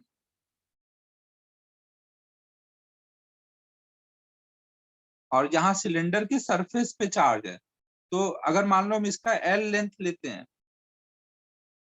मान लो हमने ये L लेंथ का पार्ट लिया तो उस पे हमें कुछ Q चार्ज मिला, पूरा ये मिला करके Q चार्ज मिला, तो Q बाई L को हमने लैम्डा लिख दिया है ना, मतलब सिलेंडर के यूनिट लेंथ पे कितना चार्ज है, यूनिट लेंथ पे वो पूरा कर्ड पार्ट पे पूरा चार्ज आएगा ना। यूनिट लेंथ अगर हम सिलेंडर का लें, जैसे ये सिलेंडर है तो इसके अगर हम पूरे L लेंथ पे कुछ Q चार्ज है तो यूनिट लेंथ पे चार्ज निकाल सकते हैं ना, Q बाई L, पूरा चारों तरफ जो फैला होगा, तो वो लैम्डा दिया है ना, सिलेंडर के लिए लैम्डा दिया हुआ है। तो हमें अब r डिस्टेंस पे e की वैल्यू निकालनी है। तो यहाँ पे भी दो केसेस होंगे, पहला केस जब r की वैल्यू रेडियस से ज्यादा है, तो यहाँ कैसा लेंगे गॉसियन सरफेस,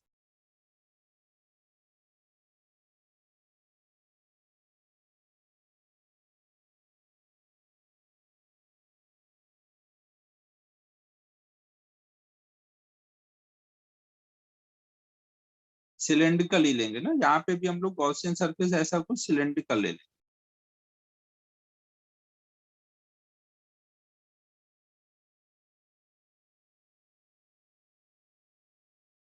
तो इसके हर पॉइंट पे ई क्या हो रहा होगा, ऐसे रेडियली जा रहा होगा बाहर को ना, तो फ्लक्स केवल किस पार्ट से आएगा, सिलेंडर कर्ड, ये कर्ड पार्ट से ही फ्लक्स आ पा रहा होगा ना, केवल कर्ड पार्ट से ही फ्लक्स आ रहा होगा ना, ये जो फ्लैट पार्ट होगा सिलेंडर का ऊपर का, वहां से फ्लक्स नहीं आएगा। तो अब टोटल हम यहाँ पर फ्लक्स लिखेंगे और वो बराबर कर देंगे अंदर जितना चार्ज इनक्लोज्ड है बाय एप्सिलॉन नॉट ना, ये हमने r रेडियस का l लेंथ का एक ऐसे गॉसियन सरफेस दिया है। तो हम बोल सकते हैं यहाँ पर ना, हम यहाँ पे बोल सकते हैं कि फ्लक्स होगा E इंटू 2πr/L और ये बराबर charge enclose lambda into L by epsilon naught. तो L कट जाएगा, E की वैल्यू आ जाएगी लैम्डा अपॉन में 2π/ε इंटू r, जिसको हम लिख सकते हैं 1/4πε0 2 लैम्डा बाई r, मतलब 2k लैम्डा बाई r। तो यहाँ आप देखोगे कि अगर आपको एक इनफाइनाइट हॉलो सिलेंडर की वजह से ई निकालना है, तो आप उसका सारा का सारा चार्ज उसके एक्सिस पे मान के इनफाइनाइट वायर वाला फॉर्मूला लगा सकते हो ना, जैसे हम स्फीयर में करते हैं वही सब कुछ यहाँ पे भी करना रहेगा। स्फीयर के बाहर निकालना होगा तो सारा चार्ज सेंटर पे मान के पॉइंट चार्ज लगाते थे, यहाँ पे एक्सिस होता है सिलेंडर में, सेंटर नहीं होता है, एक्सिस होता है, तो सारा चार्ज एक्सिस पे मान के इनफाइनाइट वायर का फॉर्मूला लगा दोगे। और अगर आप अंदर निकालने जाओगे तो क्या होगा, अंदर के लिए ई आ पाएगा? अगर आप सिलेंडर के अंदर जाओगे तो क्या ई मिलेगा ना? सेकेंड केस अगर हम देखें,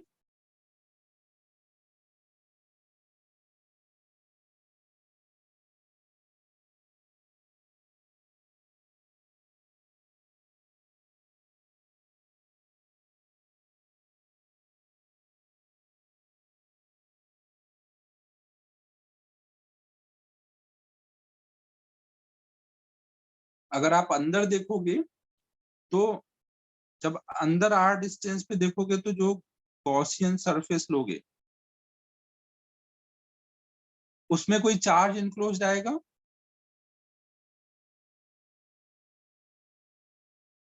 चार्ज इनक्लोज जीरो आएगा ना इस बार, क्योंकि सारा चार्ज सरफेस पे है, तो ई की वैल्यू जीरो हो जाएगी है। तो सेम वही इस जैसे हॉलो स्फीयर का रहता है वैसे ही हॉलो सिलेंडर का रहेगा। तो ग्राफ कैसा बन जाएगा? ये पीछे अभी तक नहीं पड़े हुए हैं ना, स्पेस का ग्राफ बना लेते हैं। कैपिटल आर तक के लिए यहाँ पर जीरो होगा, कैपिटल आर तक के लिए अंदर तक के लिए जीरो, और सरफेस पे मैक्सिमम हो जाएगा 2k लैम्डा बाई आर, और फिर ये कम होते होते टेंडिंग टू जीरो। नोट कर लो यार, 10 मिनट ही बचा है, सॉलिड का भी करा लेता हूँ, एक साथ ही नोट कर लेना।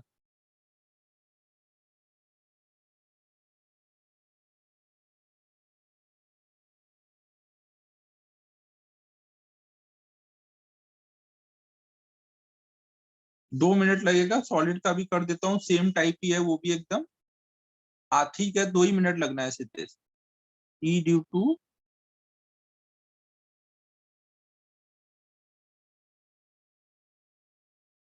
Infinite solid cylinder.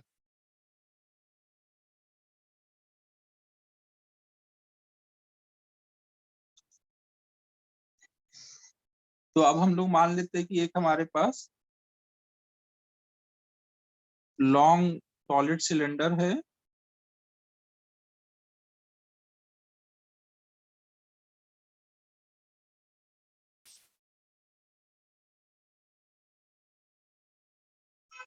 ना ये लॉन्ग सॉलिड सिलेंडर है जिसका रेडियस आर है,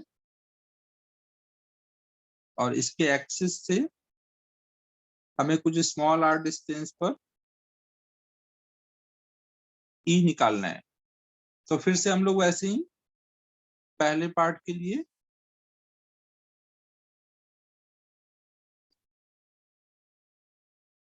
ना, यहाँ पे हम लोग चार्ज पर यूनिट लेंथ के टर्म में बात कर रहे हैं कि अगर हम इसकी यूनिट लेंथ लें तो यूनिट लेंथ में पूरा कितना चार्ज आएगा, कुछ लैम्डा चार्ज आएगा। तो अगर हम यहाँ पर बाहर निकालना होगा तो ऐसे गॉसियन सरफेस ले लेंगे।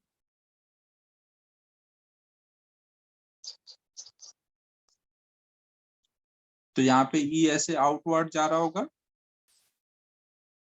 तो फिर से वैसे ही लिख देंगे ई इंटू ये लेंथ एल है ना, 2πr/l बराबर lambda into L by epsilon naught. तो एल एल कट जाएगा, फिर से ई आ जाएगा लैम्डा बाई 2π/0 इंटू आर, जिसको हम लोग 2 से ऊपर नीचे मल्टीप्लाई करके लिख देंगे 2k लैम्डा बाई आर। तो देख लो ये जैसे सॉलिड स्फीयर होता है, उसके भी बाहर निकालना होगा तो आप क्या करते हो, सारा चार्ज उसके सेंटर पे मानते हो ना। अगर सॉलिड स्फीयर भी होगा तो आप उसका सारा चार्ज उसके सेंटर पे मानते हो ना।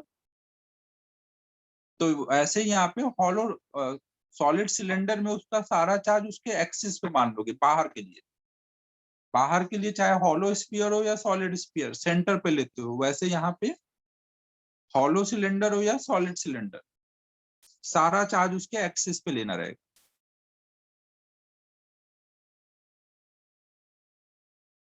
ठीक है, अब बाहर का भी कर देता हूँ, फिर एक साथ लिख देना ना।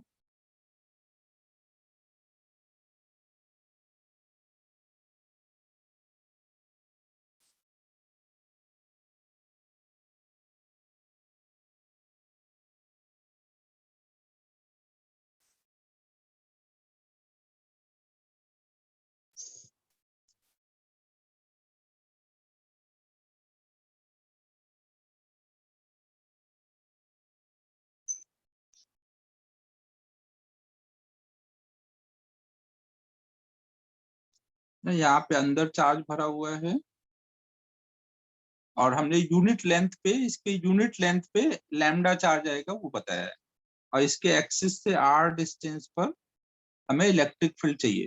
तो हम यहाँ पर ऐसे गॉसियन सरफेस ले लेंगे,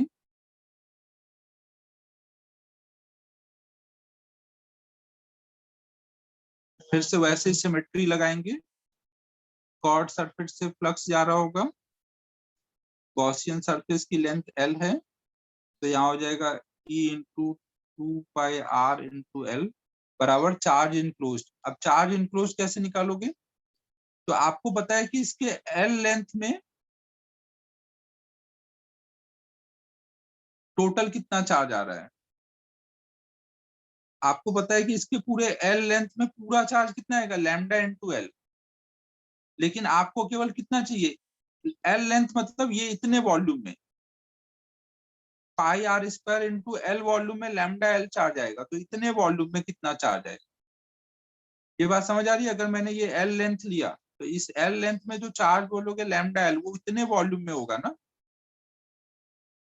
कितना वॉल्यूम होगा, πr², कैपिटल आर का स्क्वायर इंटू एल, ये पूरा वॉल्यूम में चार्ज है लैम्डा एल, तो इतने वॉल्यूम में कितना चार्ज होगा, हमें ये निकालना है। तो आप यहाँ पे ऐसे लिख दोगे, लैम्डा इंटू एल अपॉन में πr²L, ये हमने चार्ज पर यूनिट वॉल्यूम निकाला, इंटू अंदर गॉसियन सरफेस वाले पार्ट का वॉल्यूम मल्टीप्लाई कर दिया, ये सब स्मॉल एल है, bye epsilon not. L L cut जाएगा, पाई पाई कट जाएगा, यहाँ पे भी एल है, ये भी कट जाएगा,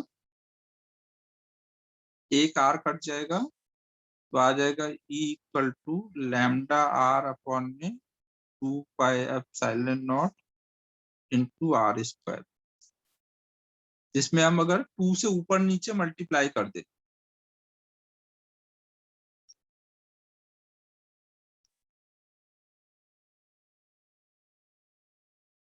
तो E इक्वल टू आ जाएगा 2k lambda by r² into small R. ये वाला फॉर्मूला आपको याद रखना है ना, अंदर के लिए जैसे सॉलिड स्फीयर में रेडियली बढ़ता था, वैसे ही सॉलिड सिलेंडर में भी रेडियली बढ़ रहा हो। तो अब आप इसका ग्राफ बना सकते हो, अंदर के लिए रेडियली बढ़ा दो, फिर बाहर के लिए डिक्रीज करा दो। अब इस टाइप का सब ग्राफ पहले बनाया हुआ है ना, वो बार बार बताने की जरूरत नहीं है। अंदर के लिए रेडियली बढ़ेगा, सबसे ज्यादा सरफेस पे होगा। समझ आ रहा है बच्चों मैं क्या बोल रहा हूँ?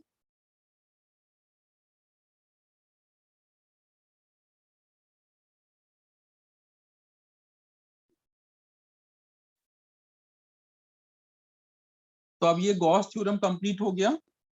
अब नेक्स्ट क्लास में हम लोग कंडक्टर से स्टार्ट करेंगे। इस पे देखो होमवर्क और क्या दे सकते हैं।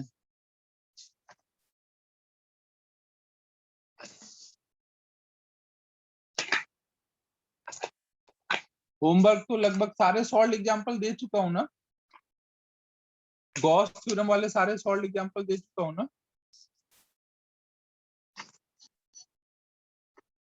नहीं, शायद गॉस थ्योरम के, हाँ दे दूंगा, दे। इंटेक्स 3 कंप्लीट हो चुका है, इंटेक्स 3 कंप्लीट कर लो।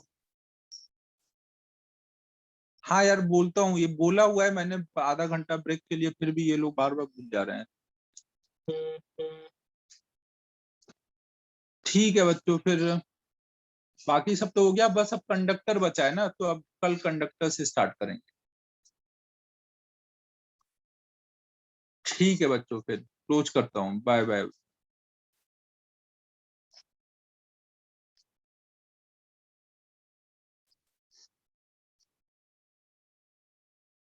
होमवर्क नहीं है कुछ? 10:30 क्या क्लास केमिस्ट्री का बोल रहे हो? बोल देता हूँ एक बार सर को ना। ठीक है, बोल दूंगा, बोल।